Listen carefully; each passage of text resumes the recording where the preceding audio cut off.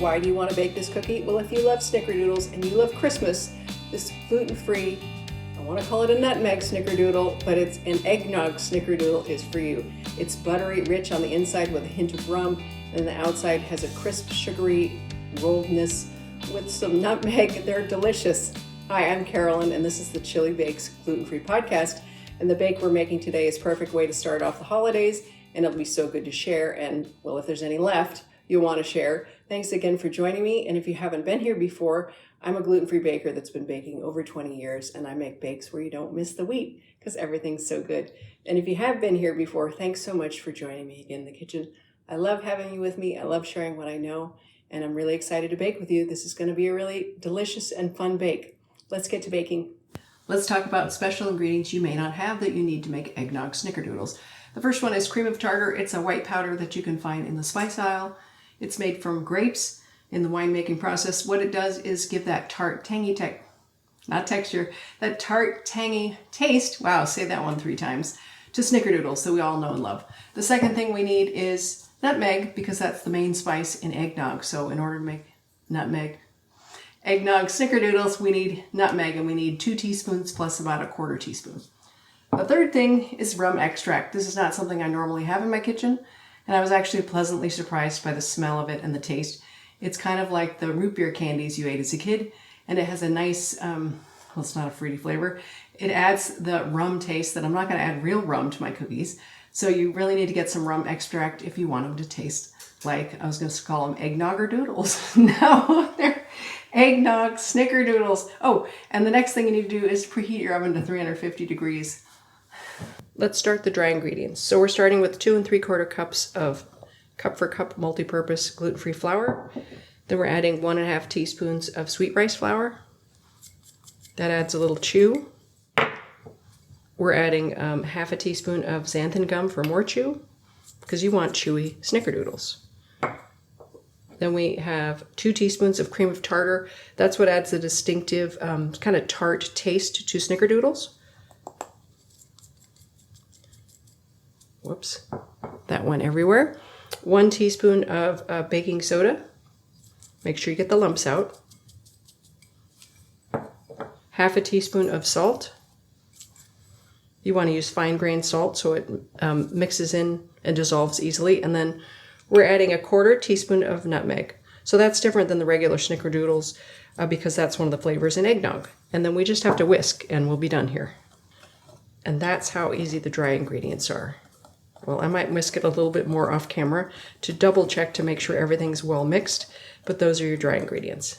Here's the wet ingredients. We have 1 cup of softened butter, and we're going to beat it with 1.5 cups of granulated sugar.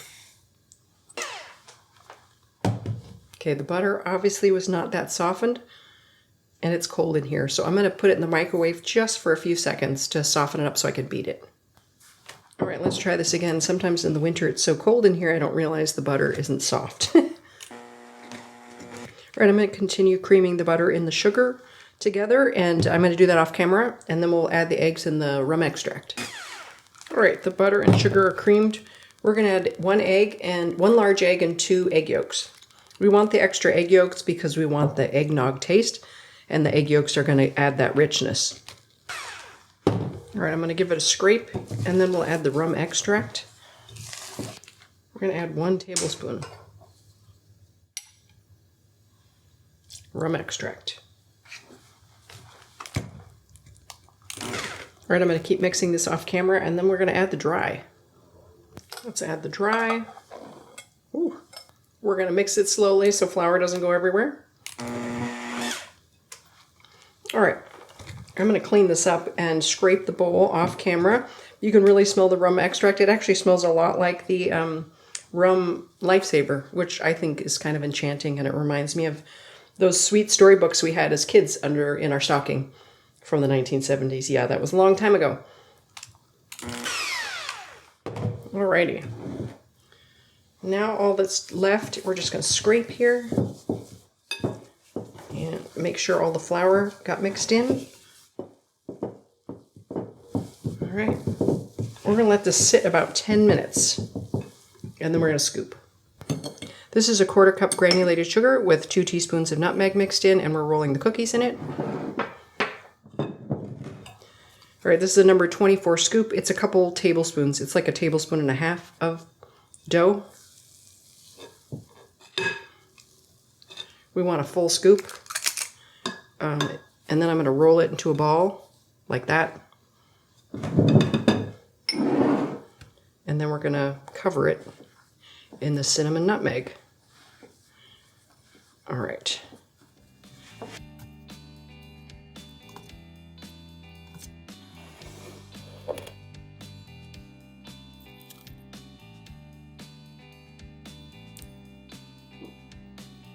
You know, I'm just going to keep baking and eating gluten-free. So if you're gluten-free and you want someone to hang out with in the kitchen to find out recipes that work well and are delicious, you should check out my podcast and my channel. Subscribe, hang out with me.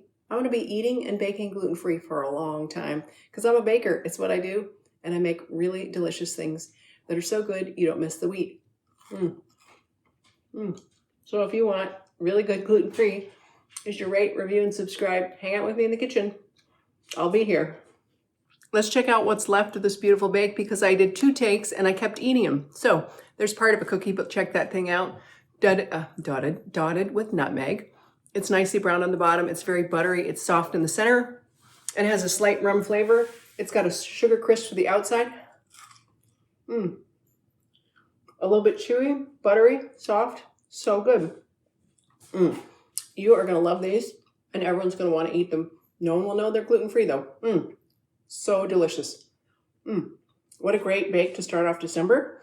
I hope you decide to make these and share with everyone. I'm sorry, I can't stop eating. Okay, the next bake is December 20th. I'm making double chocolate biscotti. So it's a deep chocolate biscotti with dark chocolate chips and peppermint. So we're going to put some peppermint in there. It'll be a really nice holiday bake. It saves well, it keeps well, and it gives well. So it's a really pretty thing to give away. So I'm really excited about that. I hope you come back and join me. In the meantime, eat something gluten-free, bake something gluten-free.